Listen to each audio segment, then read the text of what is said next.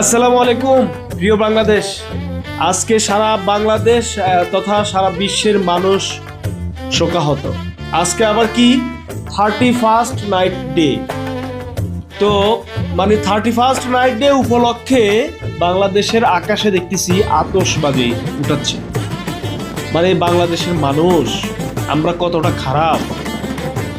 এই বাংলাদেশের জন্য এই বেগম খালেদা জিয়া কি না করেছে, বাংলাদেশ ওনাকে কি দিয়েছে সেটা আমরা জানি না, কিন্তু বাংলাদেশের জন্য এদেশের মানুষের অধিকারের জন্য উনি উনার পুরো জীবনটাই দিয়ে দিয়েছেন।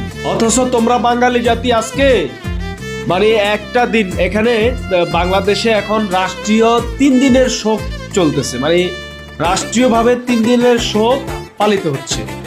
এটার মধ্যে আমরা 2টা দিন অপেক্ষা করতে পারি নাই। 31st নাইট ডে উপলক্ষে আকাশে আতশবাজির কি একটা শব্দ, কি একটা অবস্থা, অসুস্থ রোগী থাকতে পারে, কিন্তু আমরা মানে আনন্দ উল্লাসে মেতে আছি। আবার আমরা দাবি করি যে আমাদের এই বাংলাদেশ নাকি একেবারে 100% মুসলিম কান্ট্রির দেশ। এটা কি মুসলমানের নমুনা? 31st নাইট ডে বলতে মুসলমানদের কিছু আছে? ছি ছি ছি বাংলাদেশ, ছি ছি ছি দেশের মানুষ। আজকে নিজেকে বাঙালি বলতেও ঘৃণা হয় এই সমস্ত কর্মকাণ্ড দেখে।